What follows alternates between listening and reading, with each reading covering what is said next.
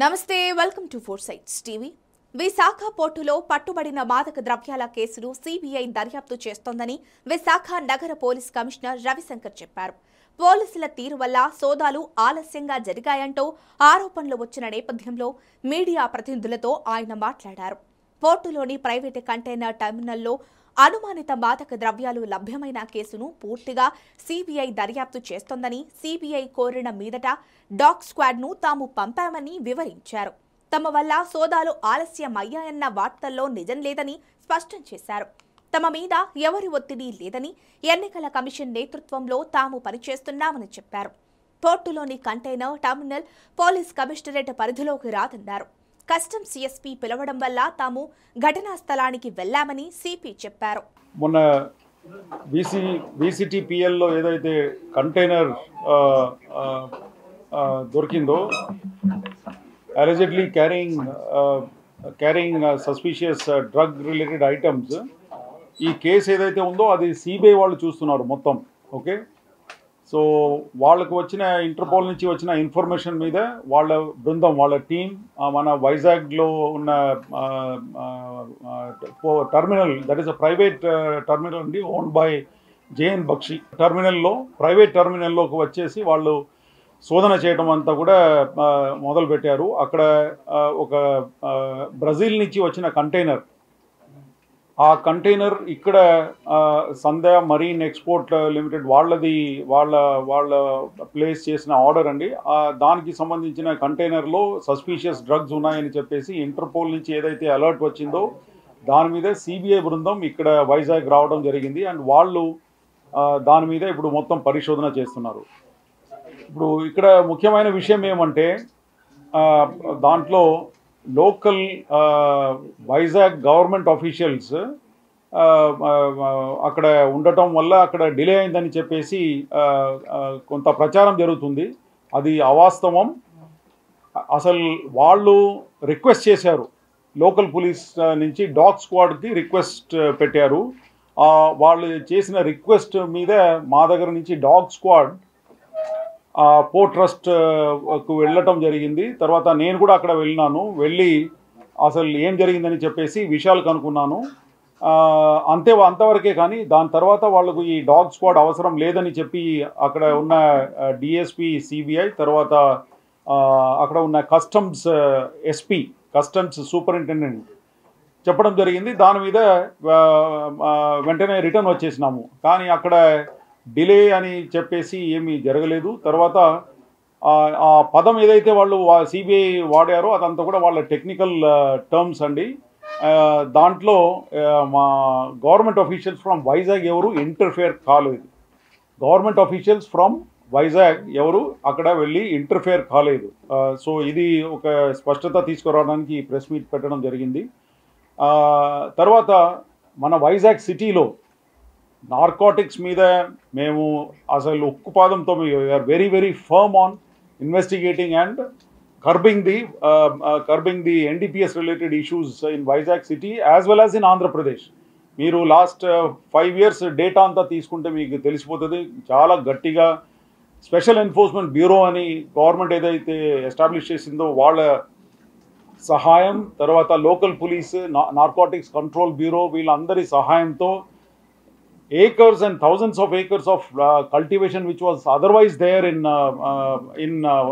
Andhra Pradesh area, in the agency area lo, all that has been cleared off. And satellite pictures have also been taken and documented to that effect, that before after pictures, when the operation was started, what was the area which was under cultivation of ganja, and ma operation chesin tarvata ippudu గంజాయి ఎంత ఉందని చెప్పేసి కూడా స్పష్టంగా satellite image by independent government of India agency ద్వారా document చేసి పెట్టుకున్నామండి. So ఇప్పుడు నిన్న కూడా ఏదైతే గాంజా 210 kgs గాంజా ఏదైతే సీజ్ చేసినామో ఇదంతా కూడా ఒక రకంగా చెప్పాలంటే ఒరిస్సా, అంటే మల్కాన్గిరి, ఆ dense forest areas of Orissa, bordering Orissa, అక్కడ నుంచి ఇదంతా కూడా రావడం జరుగుతుంది. ఎందుకంటే పట్టుకున్న వ్యక్తులే చెప్తున్నారు, పట్టుకున్న నిందితులే వాళ్ళే చెప్తున్నారు. They are confession, they are telling that they are coming from Koraput or Malkangiri or Jaipur district.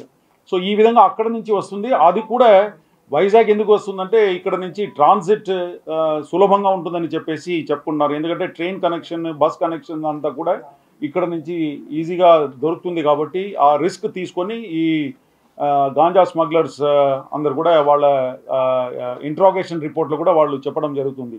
So ఈ విధంగా Vizag city is otherwise a very safe city. ఇక్కడ గాంజా కన్సంప్షన్ కానీ గాంజా ఏదో ఆర్గనైజ్డ్ క్రైమ్ రూపంలో వైజాగ్ సిటీలో జరుగుతున్నట్టు లేదు.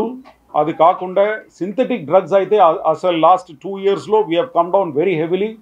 we are very strictly monitoring the pubs and their licenses. We are also checking them in the odd hours and whether the conditions are being fulfilled. We are also taking samples of whatever is being served there and things like that. So aa vidhanga gatti niga untundi.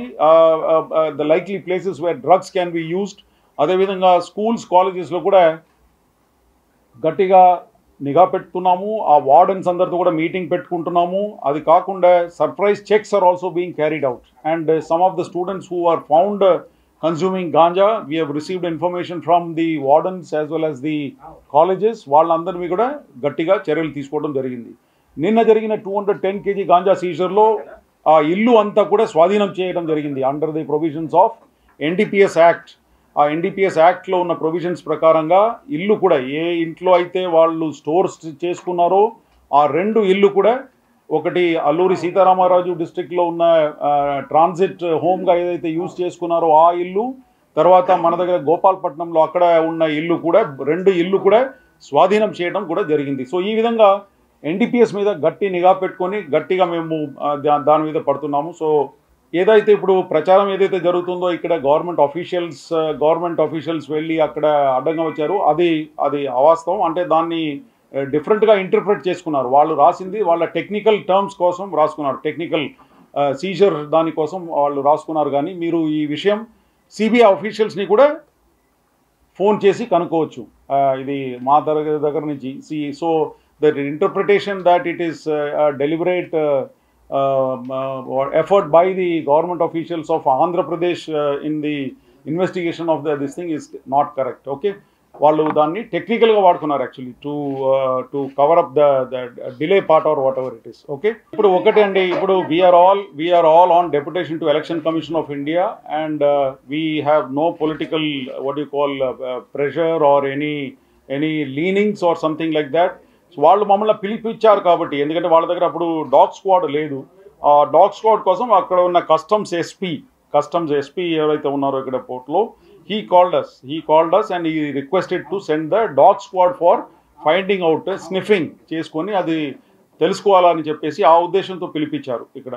మన దగ్గర నుంచి వాళ్ళే customs SP, నేనే చెప్తున్నాను కదా, నా దగ్గర phone call record ఉంది కదా. So they have only called, వాళ్ళే ఫోన్ చేసి రిక్వెస్ట్ చేశారు. లేకపోతే మాకు తెలిసేదే కాదు యాక్చువల్లీ, అక్కడ మా పరిధి కూడా కాదు. ఎందుకంటే that is a private port, JN Bakshi owned private port కాబట్టి అక్కడ వెళ్ళేది కాదు, మా జ్యూరిస్డిక్షన్ కూడా కాదు అక్కడ, until unless they call. So akkada customs superintendent office undi left side lo as you enter inside.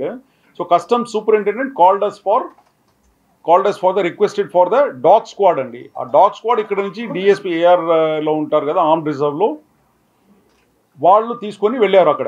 అక్కడ వెళ్ళిన తర్వాత వాళ్ళు దాన్ని ఉపయోగించి they try to sniff out whether అక్కడ డ్రగ్స్ ఉందా లేదా అని చెప్పేసి ఆ కంటైనర్ దగ్గరికి, అంతవరకే. కానీ దాని తర్వాత ఏమీ లేదు.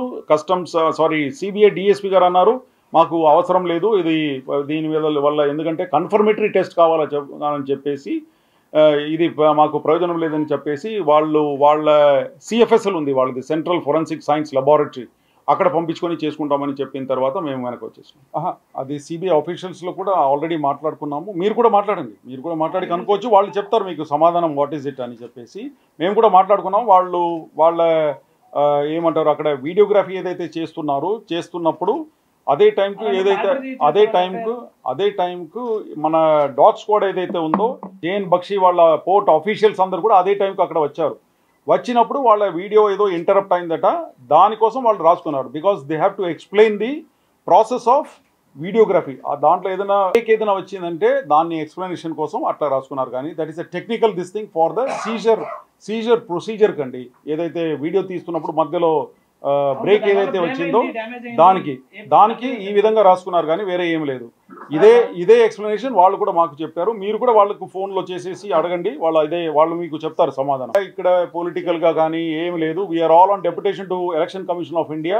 So we are answerable to Election commission of India and అంతవరకే. కానీ ఇక్కడ పొలిటికల్ గా కానీ ఇక్కడ తర్వాత ఫ్యాక్ట్స్ వెరిఫై చేయకుండా ఎవరు ఇట్లాంటి అది ఇదని ఏమీ మాట్లాడకూడదండి. ఎందుకంటే we are all under election code అండి. We are answerable to the election commission of India. So we once again request everybody, press, media, political, everybody not to leak anything to the media without verifying the facts అండి. Unnecessarily it causes commotion.